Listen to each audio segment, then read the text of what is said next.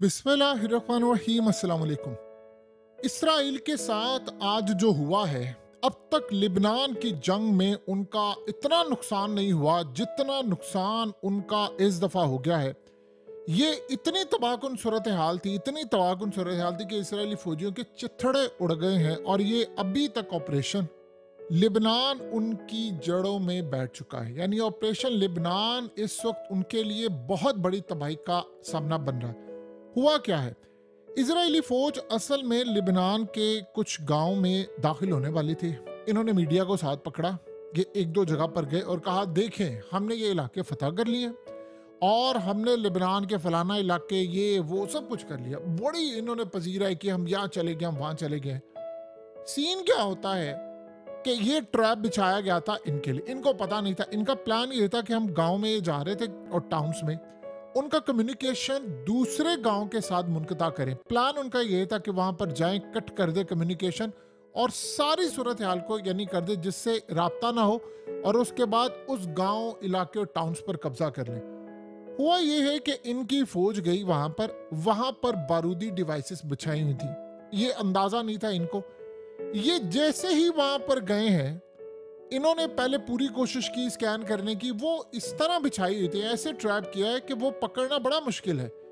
ये जैसे ही वहां पर गए, सबसे पहले इन पर डायरेक्ट हमला हुआ। इन पर मिसाइल छोटे मारे गए, ड्रोन्स मारे गए और उसके बाद इजराइल की फोर्सेस के ऊपर हमला हुआ।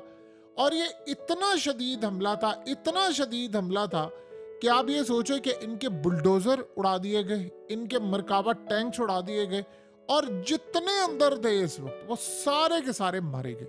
ये इतना बड़ा नुकसान है कि गालिबन इस वक्त एग्जैक्ट फिगर सामने आ नहीं पा रहा, लेकिन ख्याल ये है कि 15 से 20 के करीब तो उसी टाइम इनके फौजी मारे गए हैं। और ये बात याद रहे, ये सारे के सारे वो लोग हैं जो इलीट कमांडोज के हैं। अब इनके पास कमांडोज खत्म होते जा रहे हैं। यानी उनका बिल्डोजर था, उस पर गाइडेड मिसाइल मारा गया है और उसके बाद ये रामिया साइड से मुकम्मल तौर पर चले गए। ये ट्रैप इजराइल के लिए अब तक का सबसे बड़ा ट्रैप था। यानी वो फौजें इनकी दाखिल होना चाह रही थी, वो नहीं हुई। फिर उसके बाद वहां से इनके लोग, यानी जाहिर सी बात है कोशिश ये होती है सबसे पहले कि वो हेलीकॉप्टर्स आते हैं, वो वहां पर जाकर इनकी खास तौर पर लाशें होती हैं या बाकियात होती हैं, उनको ले जाने की कोशिश करते हैं। जब आप चीज़ें तबाह कर देते हैं तो आपको उसका अंदाज़ा नहीं है कि सूरत हाल क्या होती है। आप अंदाज़ा कर लें कि इस वक्त हालत ये हो चुकी है कि इतना ये बड़ा नाकाम हुआ है, इनका ऑपरेशन इतना बड़ा नाकाम हुआ है कि जिसकी कोई इंतहा नहीं। आपको पता है कि इन्होंने काम क्या किया है।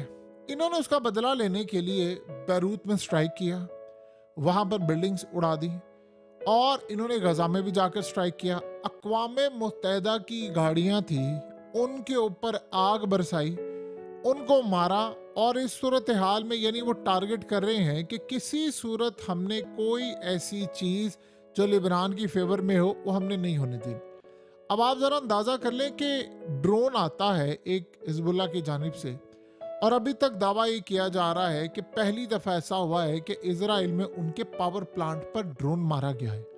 अब ये समझ लें कि अगर ये कामयाबी उनकी हो गई है तो ये अब तक इजराइल को सबसे बड़ा झटका लगा है, क्योंकि इस वक्त ट्रैप में तो एक वो फंस रहे हैं, दूसरे जो हमले उन पर हो रहे हैं वो हमले बहुत ज़्यादा ख़तरनाक हैं। घरों पे ड्रोन जाकर लग रहे हैं, बिल्डिंग्स में ड्रोन जाकर लग रहे हैं। और इजराइल के इस वक्त करीबन 15 से 20 फौजियों की इतलात हैं कि वो मारे गए हैं।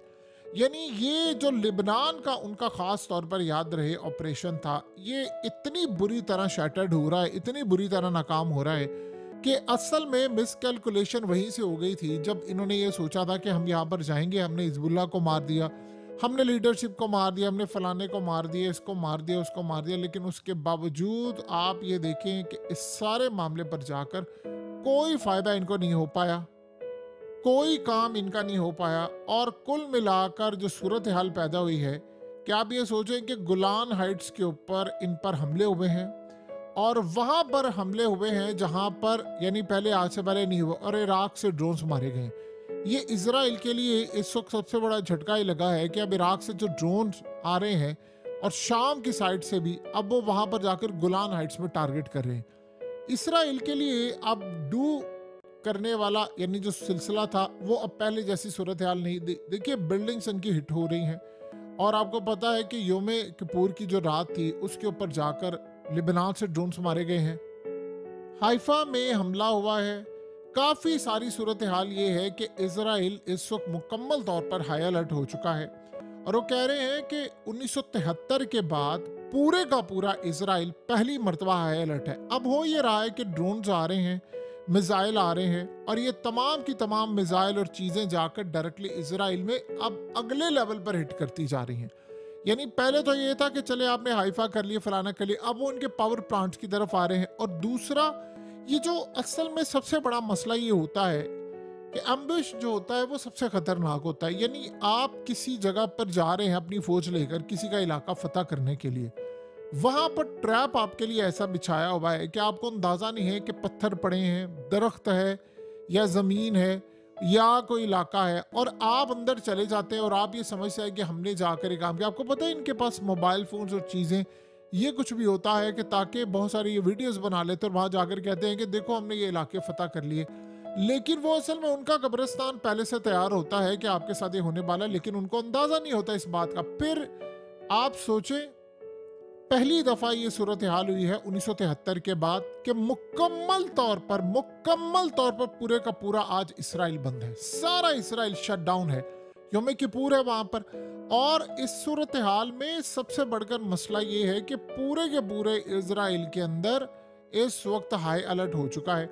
देखिए सबसे ज्यादा मसला ये है कि इस वक्त इसराइल ने जो हमला करना था वो ईरान के ऊपर उस बारे में यानी वो 24 और 48 घंटे में करना था, वो मामला काफी हद तक इस वक्त पेचीदा हो चला है। यानी उनको अब ये बात हजम नहीं हो पा रही कि इन पर जो हमला होगा, जो सूरत हाल होगी, हम उसका मदावा कैसे करेंगे, हम उसको आगे लेकर कैसे चलेंगे, चीज़ों को कैसे लेकर चलेंगे। वो स्टक हो गए हैं इस सूरत हाल में, यानी दरमियान में स्टक हो गए हैं और इतनी बुरी तरह स्टक हो गए हैं कि बहुत सारे ममालिक ने पिछले 48 घंटे में इजराइल को पैगाम भेजा है कि अगर हमारी एयर स्पेस से आपका कोई भी तैयारा गया, आपको पता है कि बहुत सारे मिडल ईस्ट की कंट्रीज में अमेरिका का पैट्रियट डिफेंस सिस्टम लगा हुआ है और उनको ऑर्डर दिया गया है कि अगर इजराइल का कोई F-35, F-15 या कोई तैयारा यहाँ से गुजरता है तो आपने उसको शूट डाउन कर देना है। यानी आप ये सोचे इतना सख्त ऑर्डर जारी किया गया है कि अगर यहाँ से उठकर आप ईरान पर हमला करने के लिए जाते हैं तो आप इसको शूट डाउन कर दें।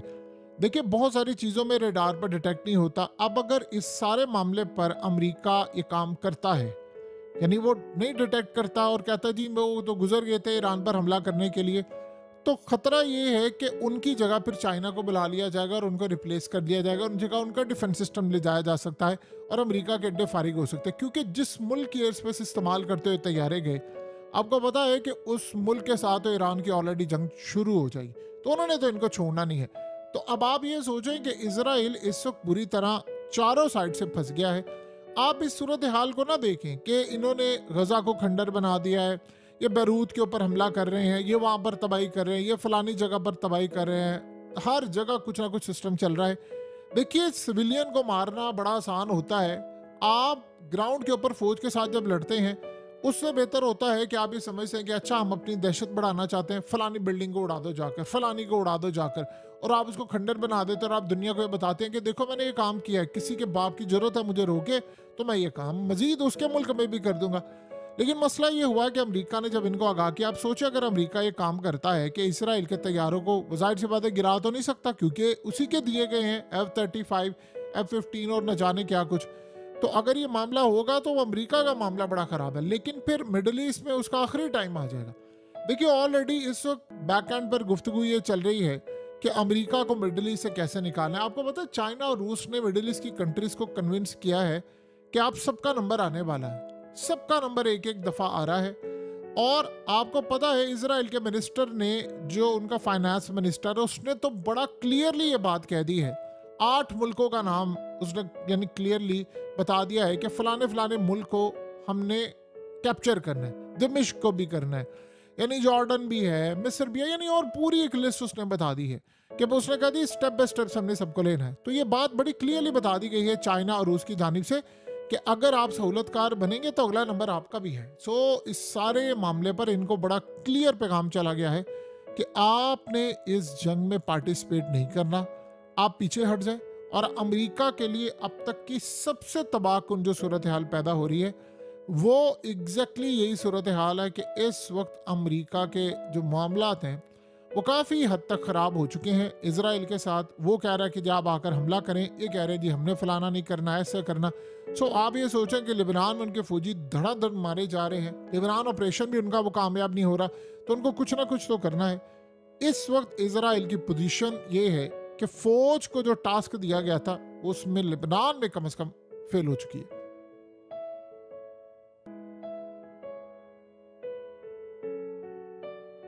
हकीकत टीवी को सब्सक्राइब करना मत भूलें, वीडियो को लाइक करें, शेयर करें और कमेंट सेक्शन में अपनी राय का इजहार ज़रूर करें।